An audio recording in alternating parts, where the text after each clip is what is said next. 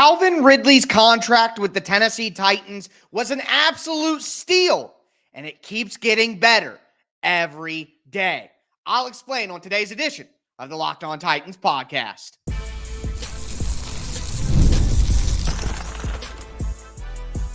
You are Locked On Titans, your daily Tennessee Titans podcast, part of the Locked On Podcast Network, your team every day.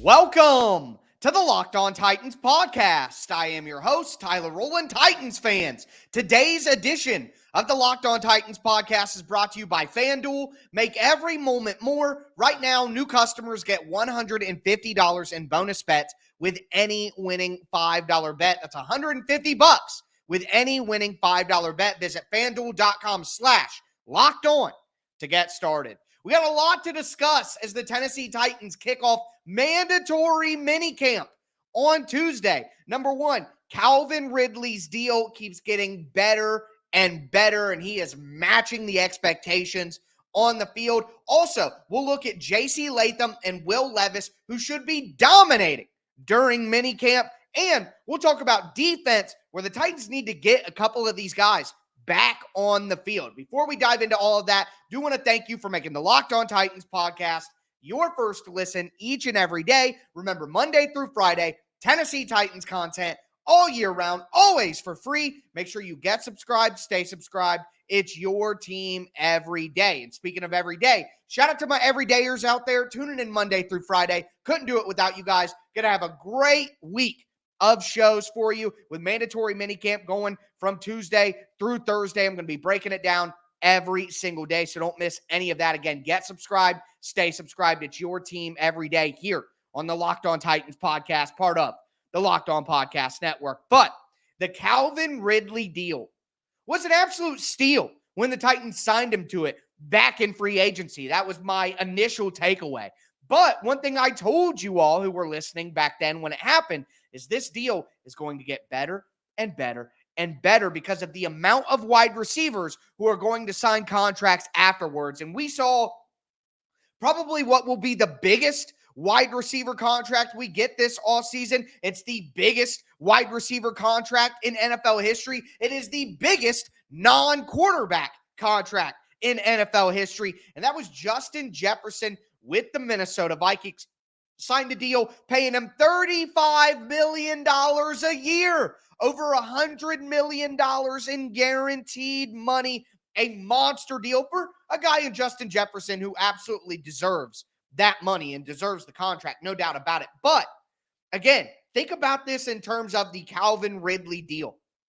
Calvin Ridley is one of the best 15 wide receivers in the league, and he's getting paid $12 million less a year than Justin Jefferson. And again, look at all the other deals that have been signed between Calvin Ridley and this Justin Jefferson deal. Jefferson, $35 million. A.J. Brown got a new deal for $32 million.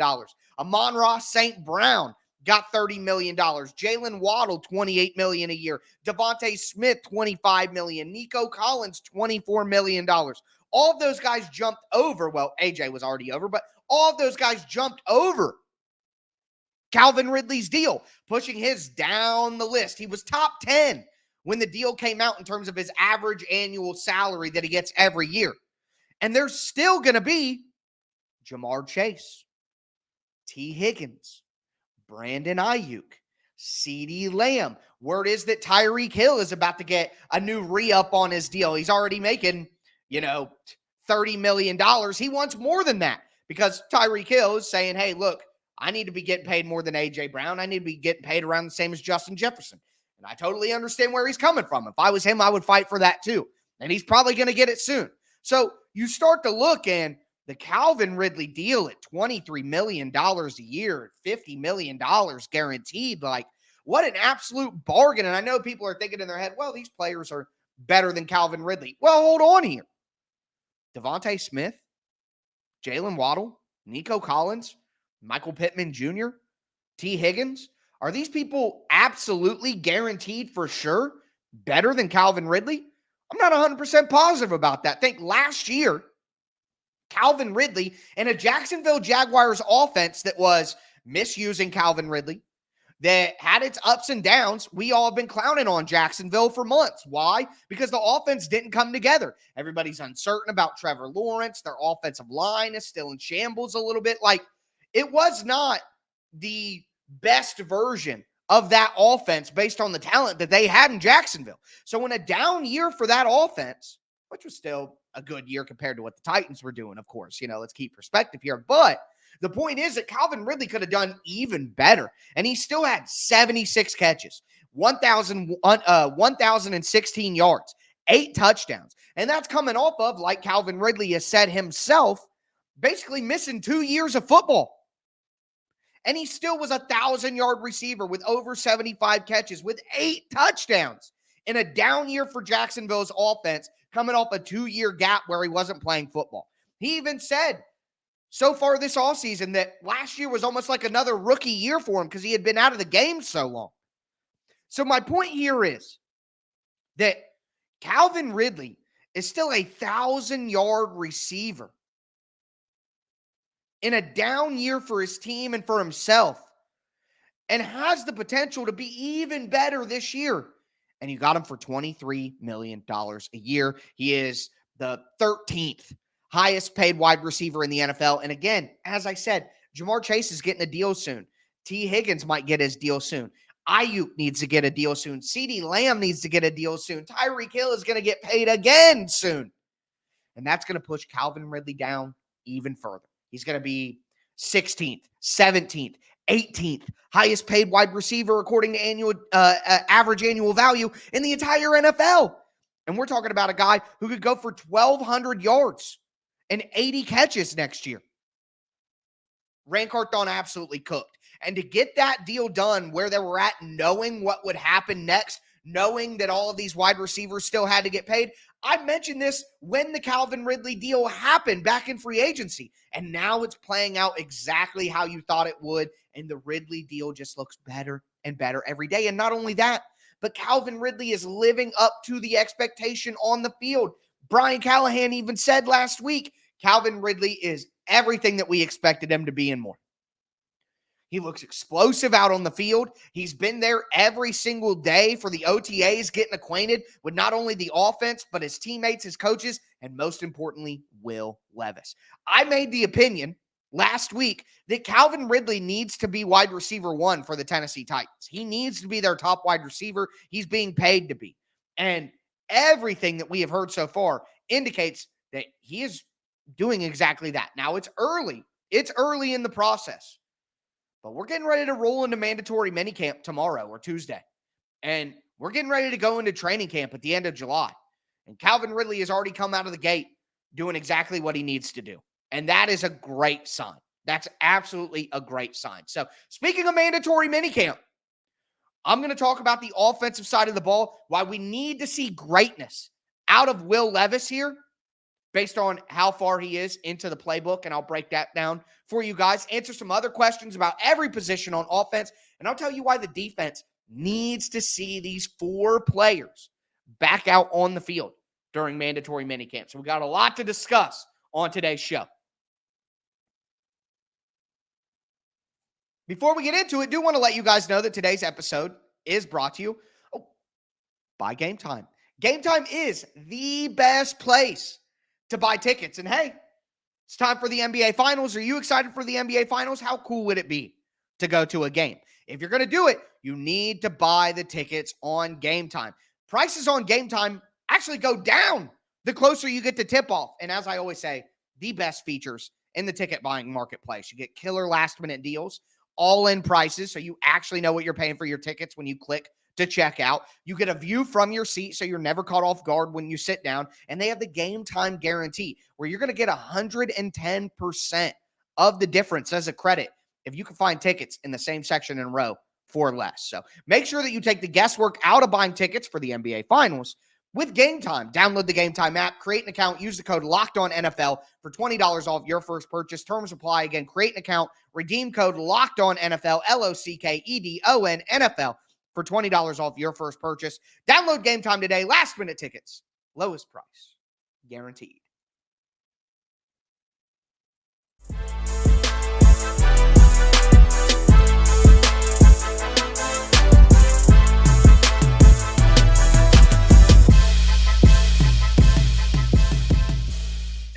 fans, let's continue today's edition of the Locked On Titans podcast. We talked about the Calvin Ridley deal and how it gets better and better every day and might get even better by the time we get to the NFL season. Now it's time to dive into mandatory minicamp.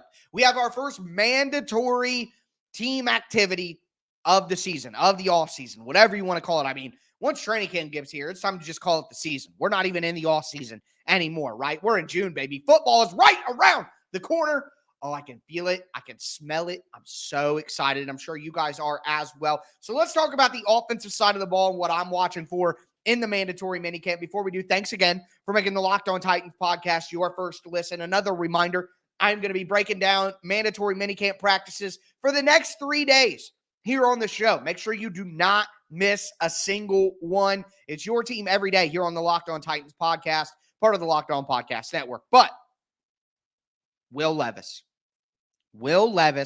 needs to dominate. I want to see a step up from Will Levis in this mandatory minicamp with everybody available. Look, we heard something very important from Brian Callahan last week, and I think it kind of skated by a lot of people. It even skated by me at first, and then I went back, I listened again like I usually do to most press conferences. Brian Callahan even said, the offense is installed. Like, he said, at this point, it's all about recall. They installed the early down offense. They installed third down and red zone. Now it's all about what can you remember? What can you recall? What can you process? All right. Everything has been given to the players at this point. So what's it going to look like out there? Well, I want to see Levis slicing and dicing them. One thing about Will Levis that was a big draw for him as a player and as a prospect coming out of college was his intelligence, his ability to absorb and digest an offense. And, you know, we looked at 2021 Kentucky with Liam Cohen as the offensive coordinator, and you were like, okay, he has the ability to process an NFL level playbook. Well, let's see it. It's a new playbook, new scheme, new system, new calls, new everything. How quickly can Will Levis pick all that up? How quickly can he recall on the field in real time, get everybody set in the right positions, know exactly where to go with the ball based on what the coverage is telling him, reading his keys? How quickly can he do all that? I want to see Will Levis come out and dominate. That's what I want to see. So hopefully we see that. And a big part of that is that connection to Calvin Ridley. I want to see Ridley and Levis together being unstoppable. That's what I want to see, especially without the pads on. Calvin Ridley's speed, he should be absolutely cooking out there. Also, while we're talking wide receivers, is DeAndre Hopkins going to be back on the field? I talked about it yesterday. A lot of you guys get so mad when I talk about some of these rumors and some of these things. Like, I don't know what to tell you. If everybody's discussing it, then it's time to discuss it. And I'm going to tell you, hey, we're hearing this rumor, but it's absolute nonsense. And I don't know, people get mad at me about that sometimes, but it is what it is. So I want to see DeAndre Hopkins back, not because I'm worried about him within the offense or the rumors that we talked about yesterday, but just because I want the nonsense to stop. Let's just stop talking about this. So DeAndre Hopkins shows up for mandatory minicamp and all that stuff gets put to bed. Okay. And that's exactly what I want. So anyways, moving forward with wide receiver though, who is going to emerge? Which one of these young guys is really going to put their stamp on things? Burks, will the hype train keep rolling? Kyle Phillips, he's fighting for his life out there. He is fighting for his roster life, okay? Can he step up? Can he show the coaches that he can punt return again? That's what I'm looking for. And speaking of punt return, Jaquan Jackson, the rookie out of Tulane, is he going to make a mark for himself? We saw a video put out by the Titans social media team where Jaquan Jackson made a nice catch from Will Levis on the sideline on an out route. Can he step up and prove that he's going to be a vital part of this offense and more than just a punt return or kick return specialist type guy? That is going to be interesting to follow. Running back. Who is going to be RB3? RB1, RB2, set in stone. We're not playing any games here. It's Tajay Spears. It's Tony Pollard. We all know it. They're going to be interchangeable. They're going to do everything that the other one does. And I absolutely love that balance by the offense. Last year, I talked about the predictability of having Derrick Henry in the backfield. And while Derrick Henry definitely had his pluses as a player, they were obvious: the size, the speed, the game-breaking ability, which I think is taking a little bit of a backseat in the last few years, his ability to break the big one. You know what I mean? But, of course, the offensive line was a detriment. That's a conversation for a different day. But outside of those top two, Julius Chestnut. I'm not very high on Julius Chestnut. Hassan Haskins. Hassan Haskins is not a running back. He's a special teams only player. So if they keep him, it'll be his RB4, and he should never have the ball in his hands. Maybe a little pass pro if you need him, but no. The undrafted free agents. Dylan Johnson from Washington. Jabari Small from Tennessee. I know a lot of Vols fans out there very high on Jabari Small. So I'm very interested in who can kind of separate themselves in that RB3 situation. And we've seen Julius Chestnut and Hassan Haskins do some kick return stuff. Can Dylan Johnson, can Jabari Small, can they do any kick return stuff? If you're going to be a non-starter or a non-primary role player, like, Tajay Spears, starter, Tony Pollard, they're both primary players within the offense. If you're not going to be that, then you better have value on special teams. You absolutely must add value on special teams. So with the way that the Jets coaching staff said the other day that there might be 100 kickoff returns per team this year. That's a lot. Well, if you could show that you could do a little bit of that, that is how you secure a roster spot as an undrafted free agent or as a roster bubble guy. That is what you're looking for. Okay. So who will emerge as RB3? That is a good question. And then for me, if I had to pick, I'm going with Dylan Johnson. I like the power that he brings, the varying skill set compared to the top two guys, but we'll see how it plays out. And then tight end. I talked about it last week. My everydayers remember. I think there is a chance that Josh Wiley could start over Chigakonkwo. He fits the mold of what Brian Callahan's offense is typically used better than Chigakonkwo. And when you're in 3 wide receiver sets, more often than not, like the Titans are going to be, you have to have a tight end that can block. And we just know that that's not Chigakonkwo. I don't think that Chigakonkwo will have a down year per se, but I just think when you're out there with 3, when you have 2 tight ends out there and you have a Trevon Wesco, yeah, you can have Chig out there. But in a first down, game neutral situation, you might need somebody who's a better blocker than Chigakonkwo out there consistently with his hand in the dirt next to the offensive tackle. And I think Josh Wiley gives Nick Van Nett is an older guy. He can block. He's not an absolute zero in the passing game, but Josh Wiley is kind of the in-between. And especially if he's put on weight, like the coaching staff has said. And then finally, the O-line. Who's playing on that right-hand side? Will Nicholas Petit-Ferrer and Jalen Duncan be back out there? They need to be, because if not, Leroy Watson is coming for that right tackle spot. And Sadiq Charles at right guard, Brunskill, Dylan Radins.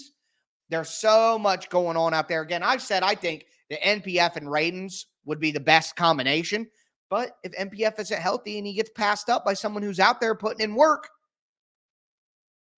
and then Sadiq Charles, much more of a power player than Dylan Radins and Daniel Brunskill. Brunskill especially. Radins looks bigger. I think that Brunskill is going to get faded out here. And we'll talk later about some potential cut candidates for the Titans during training camp. And I think Brunskill would probably be on the top of that list. I had him as a cut candidate earlier in the offseason. He survived it. He's still on the team, but they could say some change there. But that's a conversation for a different day. Now, it's time to talk about defense, where 4 starters need to be back out on the field for the Titans. I'll tell you who they are. Before we get into it, though, I do want to let you know that today's episode is brought to you by FanDuel Sportsbook. Look, it's winner take all time in the NBA and the NHL, and FanDuel is giving you a shot to bring home a big win of your own. Right now, new customers get $150 in bonus bets with any winning $5 bet. That's $150. You could bet on spreads, money lines, player props. You could bet on who's going to win these series at the end of it, how many games it's going to take, the exact order of who wins which games. Right now, the Dallas Mavericks as road dogs in Boston. God, I hate Boston. Dallas Mavericks plus 200 underdogs. Boston has a tendency to kind of not always play their best, kind of let games go. We saw that throughout the playoffs. Plus 200 for the Mavs. That could be good. And how could you bet against the Edmonton Oilers right now with Connor McDavid? I don't even know a lot about the NHL, but man, either way, make sure you visit FanDuel.com/locked-on and make every playoff shot count. FanDuel, America's #1 sportsbook.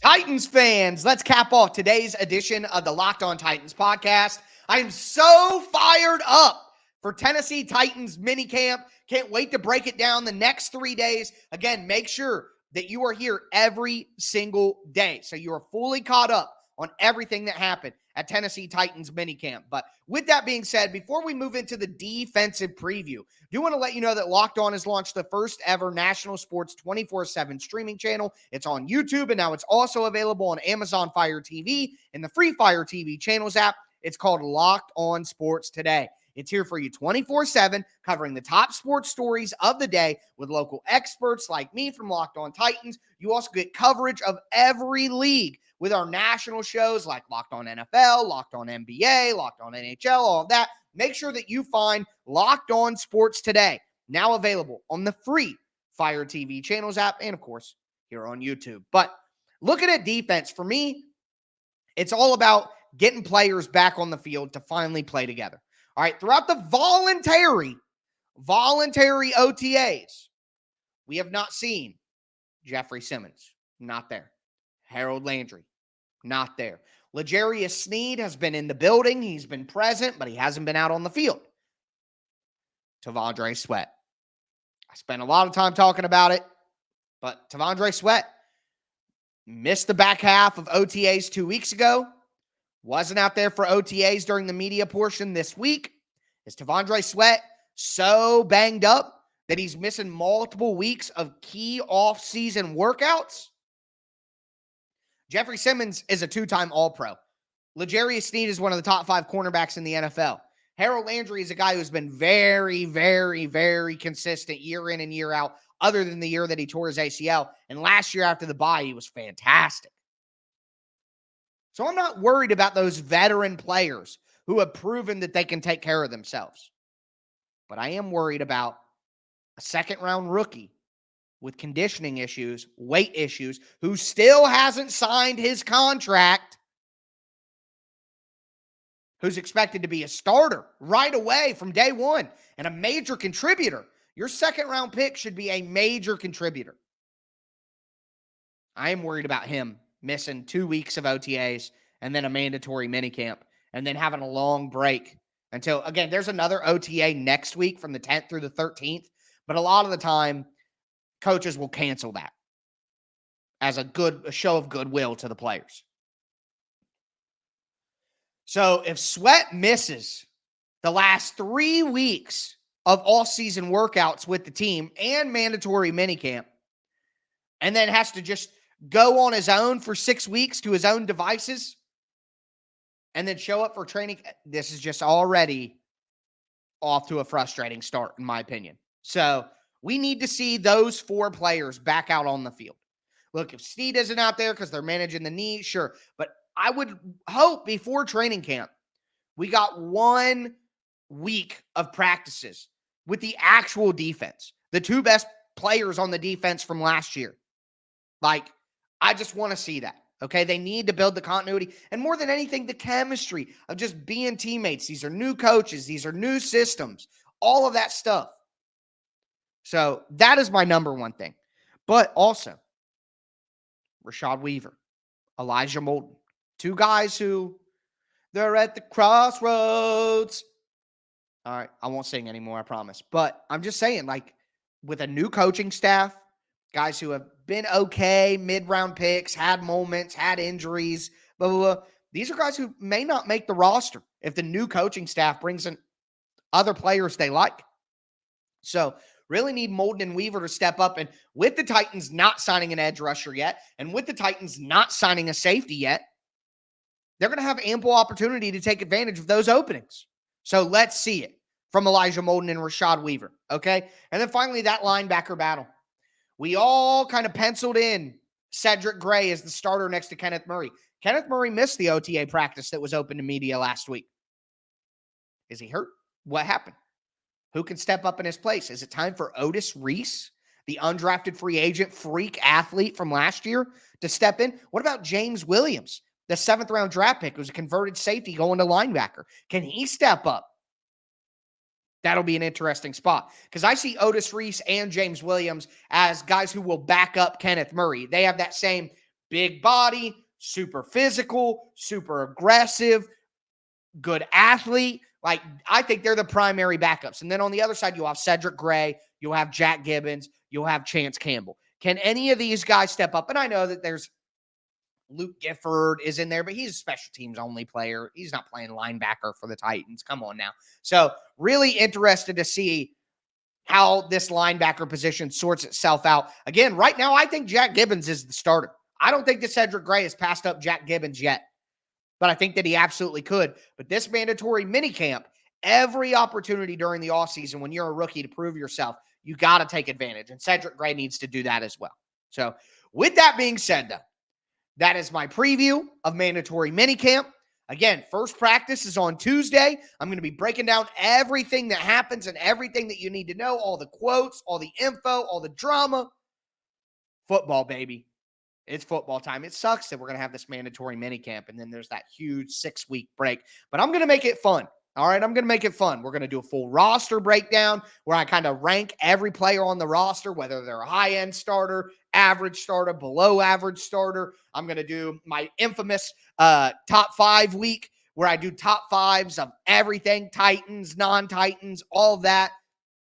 Going to do some historical stuff about draft classes that the Titans have had and how they've panned out, which a lot of them obviously not great. But with that being said, though, that is going to do it for me today. As always, I am your host, Tyler Rowland, and this was Locked On Titans.